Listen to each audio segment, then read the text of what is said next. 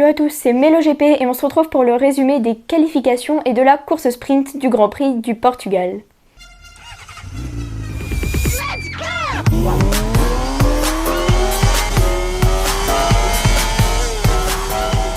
Commençons directement avec la Q1 qui était extrêmement calme, à part Pedro Acosta qui a fait un tout droit, il ne s'est rien passé malgré ce petit écart. Il a pu se qualifier pour aller en Q2 aux côtés d'Alex Marquez. Pour notre Français Johann Zarco, c'est un peu moins rose, il partira à la 19e position. Côté Q2, il y a eu deux chutes, celle de Marc Marquez qui a fait de nombreux roulés-boulés dans le bac à gravier et celle juste après de Brad Binder. Le poleman du week-end est Enea Bastianini, suivi de Maverick Viñales et Jorge Martin. En quatrième, on retrouve Pecco Bagnaia, suivi de Jack Miller. Et sur la troisième ligne, tenez-vous bien, en septième, on retrouve Pedro Acosta, en huitième, Marc Marquez et en neuvième, Fabio Quartararo. Juste derrière lui, on retrouve Brad Binder. Passons à la course sprint. Côté pneumatique, l'intégralité des pilotes ont utilisé un pneu tendre à l'arrière. Ils ont eu l'occasion de le tester sur l'équivalent de la durée d'une course sprint et ont remarqué qu'il tient parfaitement bien et ils n'auront donc pas à se soucier de ce pneu arrière. Pour l'avant, ça se partage entre le pneu médium et le pneu hard qui a été pris en grande majorité. Maverick Viñales ainsi que Marc Marquez et les deux pilotes Yamaha ont effectué un très bon départ, même si Jack Miller n'a pas tardé à prendre la tête de la course pour quelques instants. On a eu une magnifique bataille entre Marc Marquez et Maverick Viñales. Marc Marquez qui a forcé au freinage et a réussi à faire un splendide dépassement sur Maverick Viñales.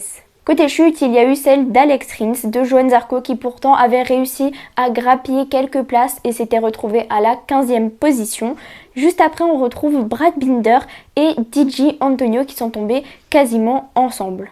On a pu voir un magnifique dépassement du rookie sur le doyen, je parle évidemment de Pedro Acosta sur Aleix Espargaro. On peut dire que c'est le choc des générations et que Pedro arrive très bien à s'intégrer parmi les meilleurs et les plus anciens de la catégorie reine. On a également eu une petite bataille entre Marc Marquez et Jorge Martin. Par la suite, Pecco Bagnaia qui lidait la course a fait une erreur, a fait un grand écart et s'est retrouvé quatrième et donc c'est Maverick Viñales qui a pris la tête de la course suivi de Jorge Martin et Marc Marquez. Mais après ça, on a également eu le droit à un dernier duel dans le dernier tour entre Marc Marquez et Jorge Martin. Marc Marquez qui a effectué un magnifique dépassement pour attraper la seconde place. Et donc, vous l'avez compris, Maverick Viñales a eu sa première victoire avec Aprilia avec plus d'une seconde d'avance sur le second Marc Marquez qui fait donc son premier podium avec une Ducati et en troisième Jorge Martin. En sixième, on retrouve le poleman Enea Bastianini, juste derrière lui le rookie Pedro Acosta et en neuvième, celui qui marque un seul point au championnat, Fabio Quartararo. D'ailleurs, petit point au championnat, Pecco Bagnaia le lead toujours avec seulement 2 points d'avance sur Jorge Martin.